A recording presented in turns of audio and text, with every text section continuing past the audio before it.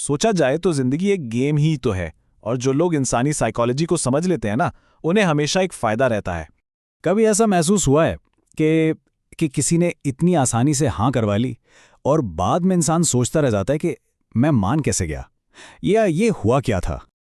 ये जो अजीब सा प्रेशर फील होता है ना, यही तो है।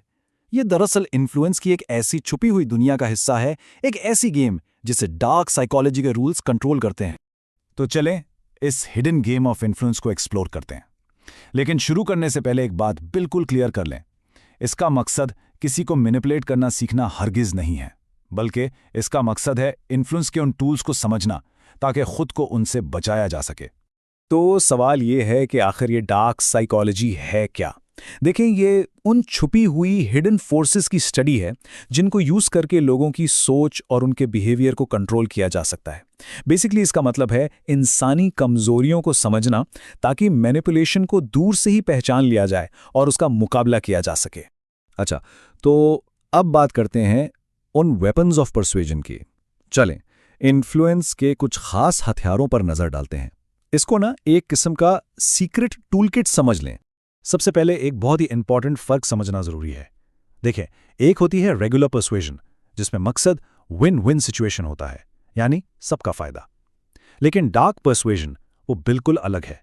यहां सिर्फ और सिर्फ मैनिपुलेटर का फायदा देखा जाता है, भले ही दूसरे का नुकसान हो जाए। यहां मोरालिटी, अच्छे बुरे की कोई फिक्र नहीं होती। ओके, तो इस टूलकिट का पहला हथियार है स्केर्सिटी प्रिंसिपल। बहुत सिंपल सा आइडिया है। लोग उन चीजों को ज्यादा वैल्यू देते हैं जो उन्हें लगता है कि कम हैं या खत्म होने वाली हैं। यह सीधा हमारे फियर ऑफ मिसिंग आउट यानी FOMO पे अटैक करता है, और ये डर वैसे काफी गहरा है। सोचो, पुराने जमाने में जब चीजें वाकई कम होती थीं तो उन्हें हासिल करना जिंदा रहने के लिए जरूरी था। ये वही इंस्टिंक्ट है, और ये तो हर तरफ देखने को मिलता है। लिमिटेड टाइम ऑफर, बस 2 आइटम स्टॉक में रह गए हैं। ये सारी मार्केटिंग टेक्निक्स इसीलिए होती हैं ताकि एक सेंस ऑफ अर्जेंसी पैदा हो और इंसान सोचने के बजाय फौरन एक्शन ले ले।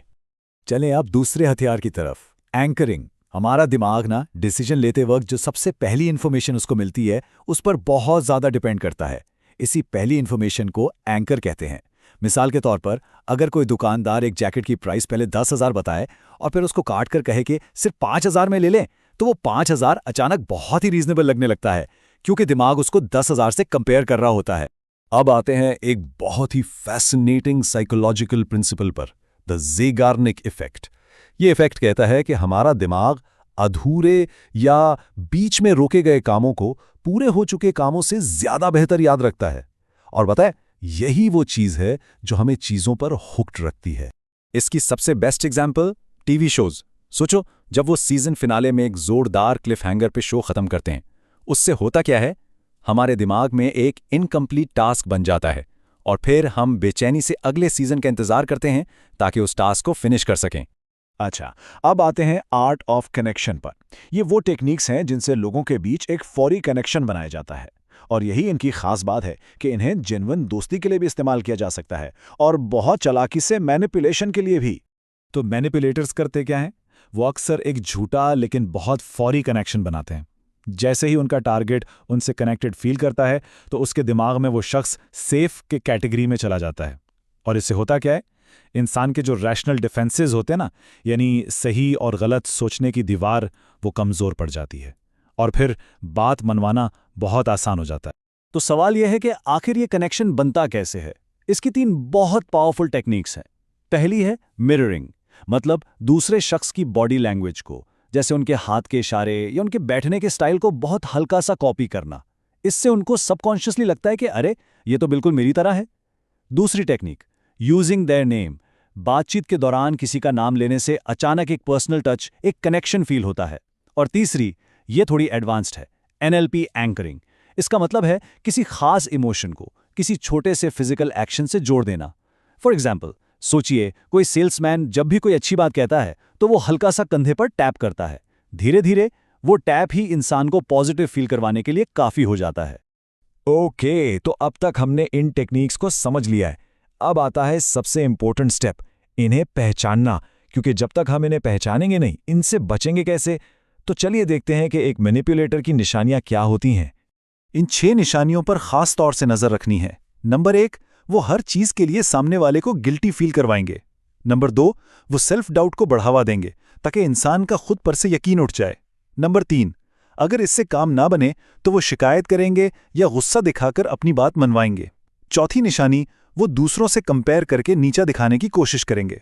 5वीं, शुरू में वो जरूरत से ज्यादा चार्म और झूठी तारीफों का सहारा लेंगे। और आखिर में नंबर 6, जब कुछ काम ना आए तो वो अल्टीमेटम्स देंगे या धमकियां। तो जब ये निशानियां नजर आने लगें तो सबसे पहली बात घबराना नहीं है, बल्कि अगला स्टेप लेना है, और वो स्टेप है अपने गिर्द स्ट्रॉन्ग पर्सनल बाउंड्रीज की एक दीवार खड़ी करना। तो आखिर ये बाउंड्रीज सेट की कैसे जाती हैं? इसके 4 आसान स्टेप्स हैं। स्टेप नंबर 1, न्यूट्रल रहें। मैनिपुलेटर्स को ड्रामा बहुत पसंद होता है, उन्हें ये फ्यूल बिल्कुल नहीं देना। स्टेप नंबर 2, ओवर शेयर ना करें। जितना कम वो जानते हैं उतना ही कम वो इस इंफॉर्मेशन को किसी के खिलाफ इस्तेमाल कर सकते हैं। स्टेप नंबर 3, कॉन्टैक्ट लिमिट कर दें। अगर पॉसिबल हो तो उनसे इंटरैक्शन कम से कम रखें। और सबसे इंपॉर्टेंट स्टेप नंबर 4, एक पल के लिए रुकना है। किसी भी चीज़ के लिए हाँ कहने से पहले एक पॉज लें और सोचें कि क्या ये वाकई ऐसी चीज़ है जो इंसान करना चाहता है। और हाँ, एक बात याद रखना बहुत जरूरी है, बाउंड्रीज का मतलब लोगों को कंट्रोल करना या उन्हें दूर करना नहीं होता, बल्कि बाउंड्रीज इसलिए होती हैं ताकि उनके साथ एक हेल्दी रिलेशनशिप कायम रखा जा सके। ये एक एक्ट ऑफ सेल्फ रिस्पेक्ट है और कुछ नहीं। तो आखिर में बात वही है, डार्क साइकोलॉजी को समझना मैनिपुलेशन सीखना नहीं है, ये असल में अपनी जिंदगी का कंट्रोल अपने हाथ में लेना है। ये सेल्फ प्रोटेक्शन और एम्पावरमेंट का एक बहुत ही पावरफुल टूल है। तो अब जब इस गेम के रूल्स पता चल गए हैं तो जरा सोचिए कि असल पावर अब किसके पास है।